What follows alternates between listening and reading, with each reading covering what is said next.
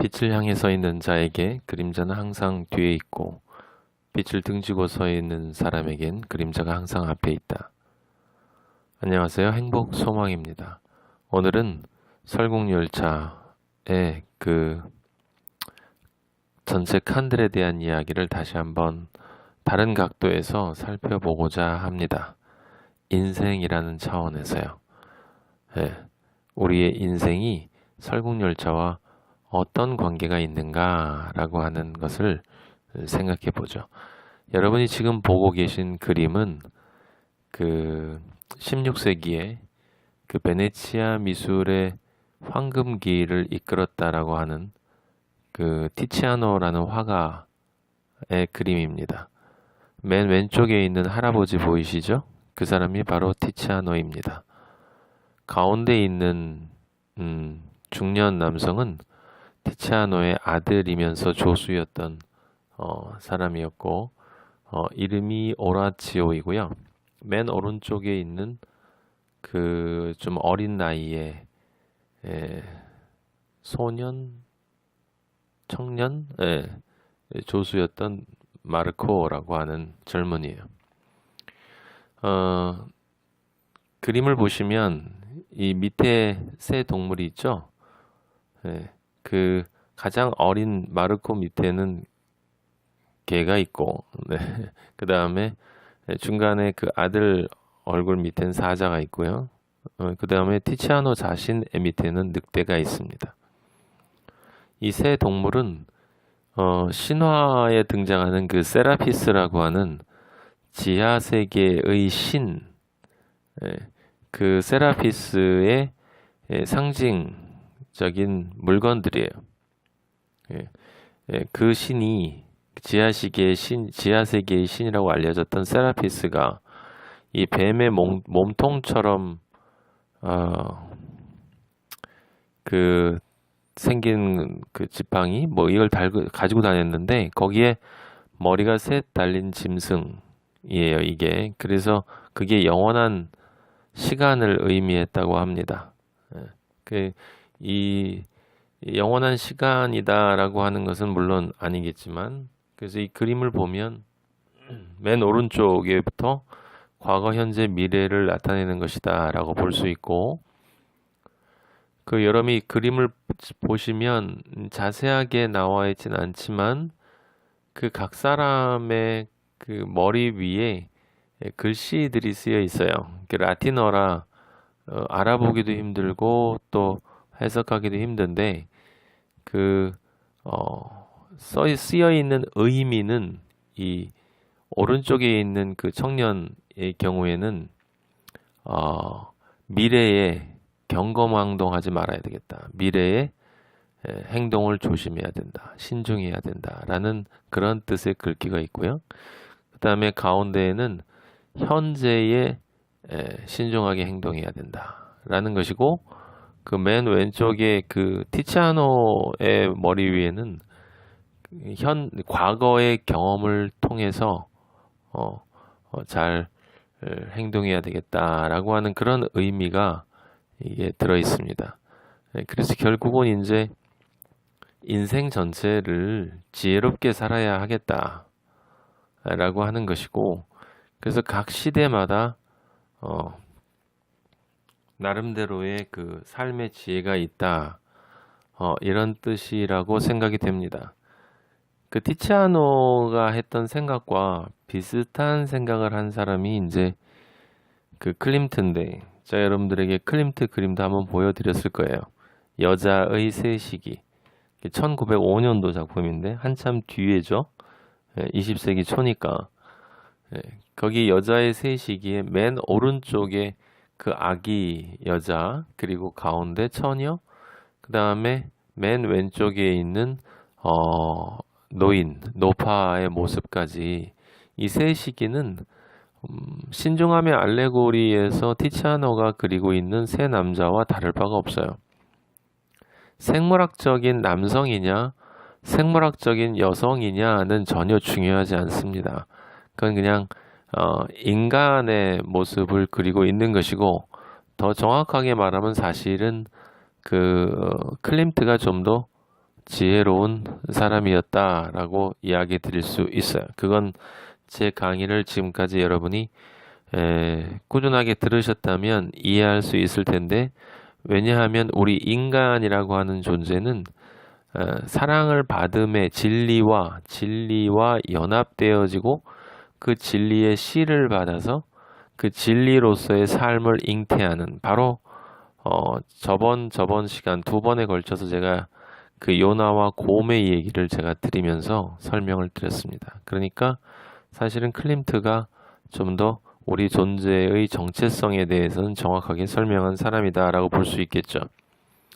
오늘 제가 여러분들에게 말씀드리고자 하는 것은 그 인간의 새 삶만을 단순히 이야기하는 것이 아니라 설국열차라고 하는 곳을 진정 떠나지 않고 그 공간적으로 떠난다는 의미가 아니라는 것 여러분 아시죠? 햇님이 달님이도 공간적으로 세상을 떠나서 하늘로 올라간 게 아닙니다. 이 세상에 살고 있지만 존재가 바뀌었기 때문에 마치 다른 세상에 사는 것과 같은 존재가 되었다라고 하는 의미였지 않습니까? 그래서 설국열차가 어떤 열차인가를, 그리고 그 안에서 사는 사람들이 정말 평생 무엇을 위해서 살아가는가, 이미 말씀은 드렸지만 이 세 시기를 보면, 티치아노와 클림트의 세 시기를 보면 정말 우리 인간의 삶이 철두철미 뭐가 조금 잘못된 이 방향으로 흐를 수도 있겠구나라고 하는 걸 알 수가 있는 거예요. 그 인간의 세 시기라고 하는 것은 설국열차에서 무엇을 의미하느냐, 바로 여러분에게 설명드린 것처럼 그 맨 끝칸과 중간 칸, 그리고 앞 칸과 연결이 됩니다. 조금 더 자세하게 설명드리면 인간의 세 시기는 정확하게 말하면 순진의 시기가 있고, 티치아노와 클림트가 말한 그 맨 젊은 아기의 모습이 사실은 우리 인간이면 누구나 거칠 수밖에 없는 순진의 시기고요. 그리고 그 장년으로 나와 있고, 여기 지금 젊은 여성으로 나와 있는 이 부분이 까짐의 시기, 영악의 시기, 경험을 많이 해서 이제 인생에 대해서 자기 나름대로 안다고 생각하는 그런 나이입니다. 그렇게 시간이 지나가면 이제 남녀 모두 공이, 여성에겐 특히 두드러지게 갱년기가 오고, 그때 이제 순수의 시기로 넘어가요. 제가 여러분들에게 말씀드렸죠. 세상에는 두 가지 종류의 순수가 있다.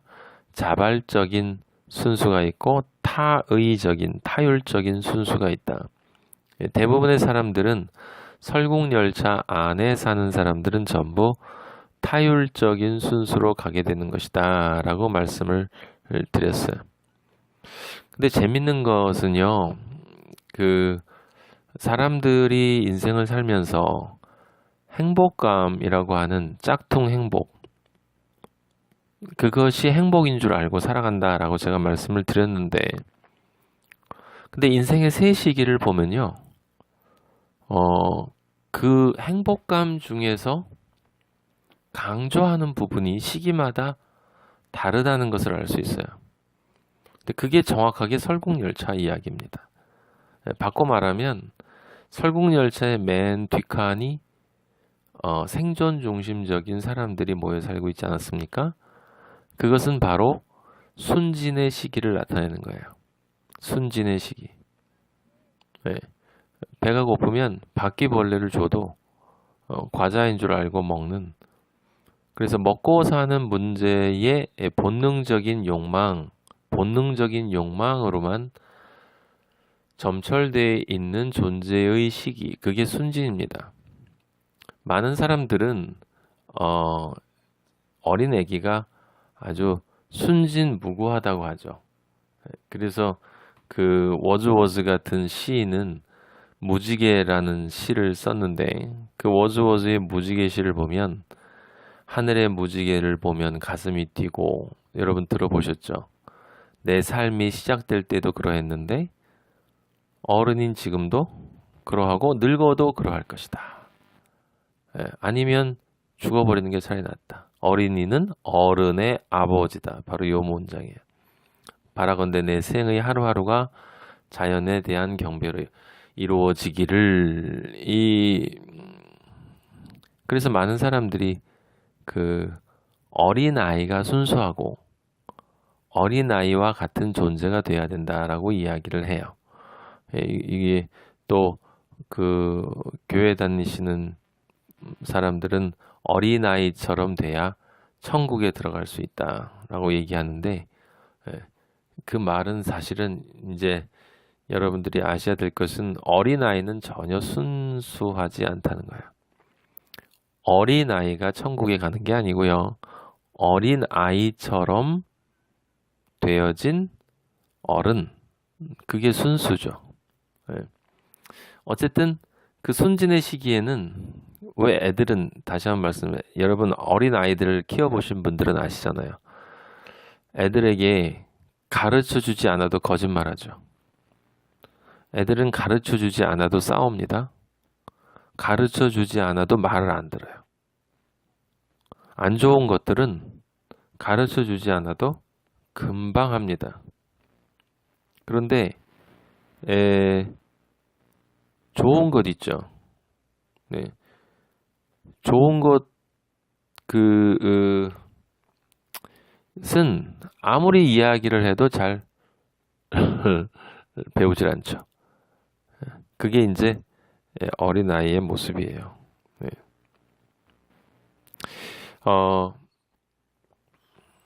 그래서 어린애들은 이 순진의 시기에는 생존 중심의 욕망으로 본능 중심으로 살아가니까 이 순수하게 보이는 것입니다.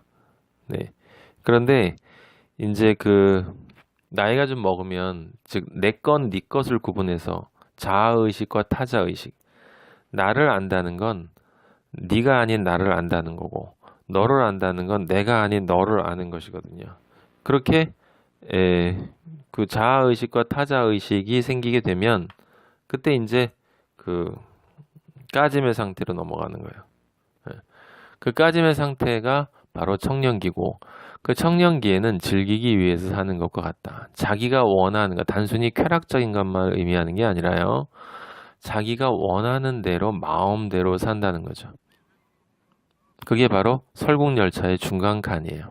자극의 욕망에 따라서 사는 것이고, 그렇게 청년기가 지나고 이제 나이가 먹게 되면, 그러면 이제 권력에 대한, 명예에 대한, 인정받게 대한, 그러니까 아이돌 스타 같은 경우는 사람들이 자기를 좋아해 주는 걸 즐기는 거고요. 이 나이가 먹으면 이 진짜 권력이 뭔지를 알기 때문에 이 세상에서의 힘, 그것을 추구하게 됩니다. 우리에게는 뭐 그것이 돈이고 권력이고 실제 명예고 사람들의 존경심이죠. 제가 은폐된 욕망도 말씀드렸죠. 전혀 돈이나 이런 것을 욕망하지 않는 것처럼 자신을 드러내면 많은 사람들이 존경해 줍니다. 때로는 프로이트의 말처럼 나는 정말 돈을 원하지 않는 것처럼 생각할 수 있어요. 그렇게 믿고 있을 수 있지만 그 사람의 무의식은 다른 것일 수 있다는 거예요. 돈을 원하지 않는다라는 것을 통해서 사람들로부터 저 사람은 물질로부터 자유로운 아주 멋진 사람이다라는 인정을 받고 싶은 것일 수 있다는 거죠. 그게 이제 프로이트의 무의식이지 않습니까? 그래서 그렇게 세 시기가 바로 설국열차 전체의 이고, 그러니까 결국은 설국열차는 다른 것이 아니고 커티스라고 하는 존재가 실제로는 모든 인간을 대변하는 거야. 사실은 일반적으로 태어나서 어린 아기로 커티스가 뒷칸에 있다가 이제 젊어서 나이가 들어서 사춘기 되고 이제 청소년이 되고 청년이 되어지면서 이 까짐의 세계인 중간칸을 거치게 되고, 그 마지막에 권력지향적인 이런 앞칸으로 이렇게 오게 된다라고 하는 거죠.